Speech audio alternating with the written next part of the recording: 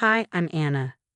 You know those moments when you look back and realize your entire life changed because you tried to do the right thing? That was me, 3 years ago. It all started when I moved in with my sister Sarah after Mark's accident. Emma was 14, Mason had just turned 12, and they just lost their dad. Sarah, well, she was barely holding it together. "I don't know what to do, Anna," she admitted during a late-night phone call, her voice breaking. "The kids are struggling, and I'm working double shifts just to keep us afloat." I still remember sitting in my tiny apartment, staring at the marketing proposal I'd been pouring my soul into. The promotion I'd been chasing for 2 years was finally within reach, but Sarah's voice kept echoing in my mind. "I'll come stay for a few months," I told her. "Help get everyone back on their feet." That few months turned into 3 years. I took a remote position, less pay, but enough flexibility to drive Mason to soccer practice and help Emma with her science projects. Slowly, we built a life. Sunday morning pancakes, homework at the kitchen table, movie nights crammed together on the couch. "You're becoming their mother more than their aunt," my best friend Tom pointed out one morning over coffee. He'd always been the voice of reason. "Sarah's letting you carry everything while she's out finding herself every weekend. When's the last time she even went to one of Mason's games?" I brushed him off. Sarah was still grieving, I told myself. But things were changing. Sarah started coming home later, talking endlessly about this amazing guy she'd met in yoga class. Keith, a successful real estate developer who, in her words, understood her journey. Then, at dinner last night, Emma was telling us about her debate team making it to the state finals when Sarah clinked her wine glass. "Keith and I have been talking," she announced, beaming. "He's moving in next month. Isn't that exciting?" The kids froze. Mason dropped his fork, and Emma's face went blank. I felt a knot tighten in my stomach, the kind that warns you bad news is coming. Sarah didn't notice. "It's time for some changes around here," she continued, twirling her wine glass. "Keith has amazing ideas for renovating the house." That knot in my stomach should have screamed louder. One week after Keith moved in, the renovations began. I came home to find my reading nook, my little sanctuary where I'd spent hours helping Emma with homework, stripped bare. The built-in bookshelf Mark had lovingly installed, gone. "We're opening up the space," Keith said with a sweeping gesture as contractors carried out the pieces of my former refuge. "The house needs a more modern feel." Sarah agrees. Sarah just nodded, practically glowing as she hung on his every word. "The kids are excited, right?" she added. Mason mumbled something and disappeared upstairs. Emma didn't even look up from her phone. They'd both been withdrawing since Keith arrived, like shadows of their former selves. "Did you at least save Mark's photos from the bookshelf?" I asked, fighting to keep my voice steady. "Of those old things." Sarah waved dismissively. "They didn't fit the new aesthetic. Besides, it's time we all move forward." That night, I got a call from Linda, Mark's mother. "Anna, have you checked the property records lately?" she asked. Her tone made my stomach churn. "What do you mean?" "Sarah came to me last month asking about Mark's life insurance policy and the house deed. It felt off." The next morning, I went to the county records office. My hands shook as I flipped through the documents. 2 weeks before Keith moved in, Sarah had transferred full ownership of the house to herself. The house Mark and I had both paid off together after his death. When I confronted Sarah, she and Keith were in the kitchen, flipping through renovation magazines. "Oh, that old arrangement wasn't legally binding anyway," Sarah said casually, her voice dripping with indifference. "Keith says I needed full ownership for the remodeling loans." "What remodeling loans, Sarah?" I asked, my voice rising. "I put my savings into this house. We had an agreement." "Well, maybe it's time you found your own place," she replied coldly, refusing to meet my eyes. "You can't expect to live here forever." The words hit me like a slap. That weekend, I tried reaching out to the kids. I found them at the mall with Keith, shopping for expensive clothes they didn't need. Emma walked right past me without a word. Mason glanced at me briefly, his expression unreadable, before following Keith into another store. "They're just adjusting to having a proper family unit again," Keith said with a smirk that didn't reach his eyes. "Kids need structure, right, Sarah?" Everything fell apart on a Tuesday. I came home to find my boxes packed and sitting in the garage. Sarah was waiting in the kitchen, Keith standing beside her like a smug bodyguard. "We need you out by Thursday," she announced. "Keith's contractor needs your room for the new home office." 2 days? Sarah, this is my home too. Where am I supposed to go? It's time you got your own life, Anna, she said, her tone devoid of emotion. We're not your responsibility anymore.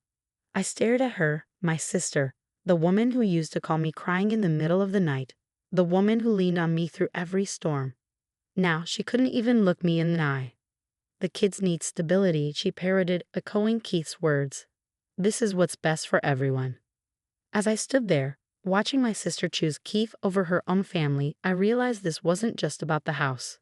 This was about 3 years of my life, about the kids I'd helped raise, the bonds I thought were unbreakable. I walked upstairs one last time, past Emma's room where I heard muffled crying, past Mason's door with a brand new "Keep Out" sign that hadn't been there last week. Everything had changed, but this wasn't the end. I woke up on Tom's couch at 3 a.m., gasping for air, the weight of everything crashing down on me. I was homeless. 3 years of my life, gone in 48 hours. "Just breathe, Jules," Tom said, sitting beside me and pressing a glass of water into my shaking hands. "You're safe here." The next morning, I went through my hastily packed boxes.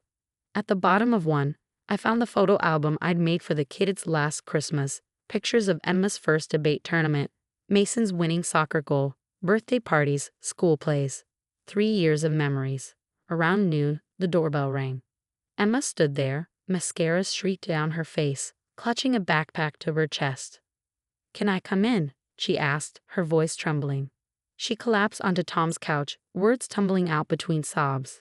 "Mom threw away my debate team trophy, said it was cluttering the new entertainment room. And when I got upset, Keith said I was being ungrateful for all their improvements." "What about Mason? Is he okay?" I asked gently. Emma's face crumpled. "Keith's taking him golfing every weekend, buying him all this expensive stuff. He keeps saying, 'This is what a real father figure looks like.' Mason's different now. He quit soccer last week, said it's for little kids. Your dad loved watching him play," I whispered. Emma wiped her face. "Mom says we're not supposed to talk about Dad anymore. Keith doesn't like it." Before I could respond, police lights flashed outside. 2 officers approached the door. "We received a report of a kidnapped minor," one of them said. "What? I didn't kidnap anyone," I exclaimed. "Emma came here on her own." Sarah appeared behind the officers, Keith at her side. "Emma, sweetie, come home," she said, her voice syrupy sweet. "Anna's just upset because she can't accept change." "I'm not going," Emma screamed. "You're destroying everything." Linda, Mark's mother, arrived just in time. She stepped forward, her voice sharp and steady. "I have documentation of everything," she said, handing over papers, including Sarah's refusal of Mark's life insurance payments and child support from his pension. The money meant for these kids. Keith's head snapped towards Sarah. "What life insurance? What pension?" "It wasn't important," Sarah stammered, her composure cracking. "Is that why you've been borrowing money from everyone?" Linda demanded. "Is that why you needed Keith's loans?" Keith's face darkened. "You told me the renovation loan was your first debt. What else haven't you told me?" As the police left, deeming the matter civil, Linda offered to let Emma stay with her. As they drove away, I watched Keith walk to his car alone, Sarah calling after him in vain. Sometimes revenge isn't about getting even. It's about protecting what matters most. Watching Emma choose to walk away, I knew we were finally on the path to something like justice. 3 weeks later, Mason slid into a diner booth across from me. "Mom doesn't know I'm here," he said, stirring his milkshake, looking so much like Mark it hurt. She took my phone. "But I borrowed Emma's old one," Mason said, holding up a slightly outdated phone. His voice was quiet but steady. "How are you holding up?" I asked. "Keith moved out last week. The contractors stopped coming. Mom just sits in the half-finished living room, making calls about loans," he said, his voice tinged with frustration. Then he pushed a folder across the table. "I found these in Dad's old office." I opened it and found documents about the house, Mark's original purchase, renovation records, and proof of his investments. Linda had been right all along. The next day, Linda called a family meeting at her house. Sarah arrived last, looking diminished without Keith by her side. Her designer outfit was wrinkled, and her usually perfect hair was a mess. "This ends today," Linda began, her voice firm. "Mark left provisions for his children's futures, Sarah. You hid them from everyone, including the court." "I was protecting my family," Sarah protested, her voice breaking. "By refusing child support, by taking loans against their home, by erasing Dad." Emma's voice trembled with anger. "You don't understand," Sarah pleaded. "No, you don't understand," Mason interjected, his voice cutting through the tension like a blade. "Dad's gone, but that doesn't mean you get to rewrite our lives." Sarah's composure finally crumbled. "Everything I did was for us," she sobbed. Keith sighed. "Keith's gone, Mom," Emma said, standing tall. "Just like everyone else you've pushed away." The following weeks passed in a blur of court appearances. Linda was granted temporary guardianship of the kids. During the property hearing, Mark's original investment in the house was revealed, proving Sarah's actions had been deceitful. "The house needs to be sold," Emma announced during a family session. Her tone was resolute. "It's not a home anymore, just a monument to lies. And Anna deserves part of the proceeds," Mason added. "She was there for us when you weren't, Mom." Faced with mounting renovation loans and no Keith to bail her out, Sarah didn't fight back. Perhaps she couldn't anymore.